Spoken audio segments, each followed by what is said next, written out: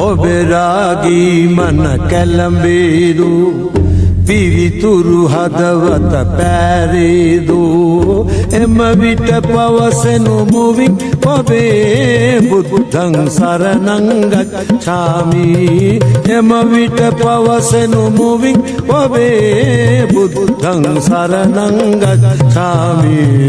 බුද්ධං සරණං